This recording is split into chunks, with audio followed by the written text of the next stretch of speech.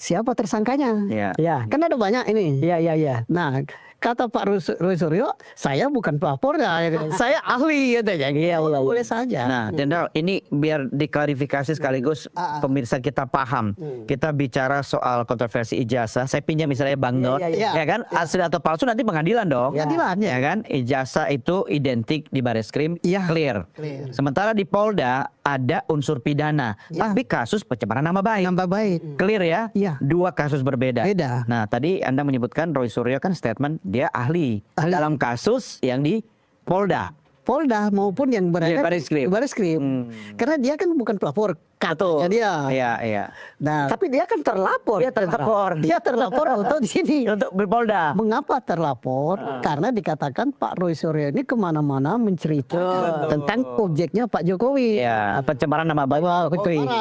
Mau Pak Jokowi jasa palsu dan sebagainya. Yang dicemarkan ini merasa ya tercemar gitu. Padahal ijazah saya asli kok dikatakan palsu gitu. Oh iya, sehingga saya laporkan. Tapi Pak Roy Suryo berlindungnya, saya kan bukan pelapor, ya. Saya ahli. Tapi ahli berceritakan kemana-mana. Iya. Kan kemudian orang selalu mengatakan ada fitnah, ada pencemaran nama baik. Apa sebetulnya bedanya dua itu? Ya ini kan sebenarnya beda-beda tipis. Beda tipis, tapi berbeda sekali gitu. Kenapa? Kalau misalnya fitnah, sesuatu yang tidak dikatakan iya. Misalnya, saya kan dikatakan ganteng sekali gitu kan. Padahal saya nggak ganteng kan. Ganteng. Atau saya dikatakan melakukan suatu perbuatan melawan hukum, padahal saya tidak. Nah itu namanya fitnah. Dan mencemarkan nama baik. Nah kalau fitnah itu berbohong. Nah menuduh sesuatu yang bertentangan tidak dia lakukan. Iya. Cuma ini kan Jenderal dari statement Polda, ini kan sudah masuk penyidikan. Akan ada tersangka. Ini proyeksi pasti atau tadi Anda katakan bisa ada tapi kemudian batal atau gimana nih? Harus ada dong. Harus sudah penyidikan. Kenapa? Menurut polisi. Hanya belum diumumkan saja ya. Karena dia udah berani mengatakan ini tindak pidana.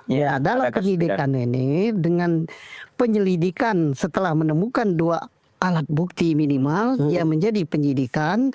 Setelah penyidikan ini kan untuk menentukan siapa pelakunya. Nah siapa pelakunya ini mungkin 2-3 hari lagi A, B, C sebagai tersangka. Yakin ya Pak 2-3 hari lagi? Ya misal harus itu. Kalau tidak nanti orang bertanya-tanya, berani meningkatkan penyidikan kok gak ada tersangka. Yang disidik siapa? Karena ada perbuatan kok tak ada orangnya. Tidak mungkin pelakunya hantu kan. Bukan umumkan dulu tersangka kemudian dicari, enggak ya? Boleh. Oke. Iya. Kalau kita melihat perkembangan sekali lagi kan banyak yang mengamati ke arah mana begini. Kalau Jenderal melihat, ini kan cerita kita tahu gelar perkara, cerita itu sebelumnya. Sebagai Bareskrim, seperti apa sih sebetulnya gelar perkara? Karena itu kan tidak dibuka di depan umum. Seperti apa? Ini agak hal yang baru ya. Apa hal yang baru walaupun sering dilakukan. Sebenarnya pada tingkat penyelidikan itu nggak perlu ngundang siapa-siapa. Karena penyelidikan itu semuanya tertutup. Namanya nyelidik. Nah, bisa hilang saya nyelidiki Padon. Saya selidiki ya. Masa bilang hilang. Kemana Pak Don hari ini? Saya selidiki. Saya mau ke restoran Padang. Ikut deh. Jadi penyelidikan itu sudah tertutup. Nah suatu hal yang baru juga, apakah ini akan diterapkan di dalam hukum acara pidana yang baru apa tidak? Kok penyelidikan ada penghentian? Penyelidikan itu di dalam hukum acara kita tidak ada penghentian. Harus jalan terus. Jalan terus. Nah, sekarang kan ada penghentian penyelidikan. Dasar apa buatnya? Surat edaran Kapolri tahun 2018, bukan UHAP. Kalau surat edaran biasanya lebih lemah dong. Ya, masa Kapolri ngatur UHAP? Ya, penyelidikan itu tidak ada penghentian. Kenapa? Selama itu dilaporkan, sudah kalau ada cukup bukti tingkatkan jadi penyidikan. Tidak cukup bukti biar aja dia terbuka. Siapa terus? Nah, sekarang kalau ada penghentian ini bagaimana kalau ditemukan ada bukti baru? Mau buka, cara bukanya gimana? Orang nggak boleh ditutup kan? Nggak boleh tutup. Iya. Belum ada petunjuk, belum ada format membuka penyelidikan. Nah, kalau kita tidak setuju dengan penghentian penyelidikan, bisa pra peradilan apa tidak. Tapi kalau penghentian penyidikan tidak setuju, bisa pra peradilan. Ya. Nah, kalau tidak setuju dengan penghentian penyelidikan, apa makan siang lagi, Pak Don? Nah, kalau dia tetap terbuka, terus gimana untuk mencapai kata akhir? Mencapai kata akhir artinya silakan si pelapor ini. Nanti kan ada surat pemberitahuan hasil penyelidikan. Bahwa ini apa yang Anda laporkan tidak lengkap. Tolong dilengkapi. Kalau dia tidak mampu? Tidak mampu sudah. Berarti Anda tidak mampu melengkapkan apa yang Anda laporkan. Kan bukankah yang melaporkan, yang mendalilkan itu harus membuktikan. Iya. Nah, Dia boleh mencabut atau digantung aja begitu? ini tidak digantung, ini kan karena jalan terus dia kan. Iya. Jalan terus, dia melaporkan, makanya ini tertutup. Tidak boleh dicawe-cawekan bahwa hasil penyelidikan kami gini, berarti udah kasihan yang terlapor kan. Iya. Kalau mencabut laporan gimana, Pak? Karena ini bukan delik aduan, tidak baik cabut-cabutan kan. Sekali tanam biar tumbuh dia. Iya. Makanya ini bicara tentang kontroversi ijazah Pak Jokowi, ini kan kemana-mana ya, ke kiri ke kanan atas bawah, biasnya kemana-mana, bahkan banyak sekali orang yang membicarakannya dengan merasa yakin memiliki masing-masing bukti ya Bang Don ya. Menarik begini, begitu dikatakan bahwa ini adalah telaah forensik, scientific.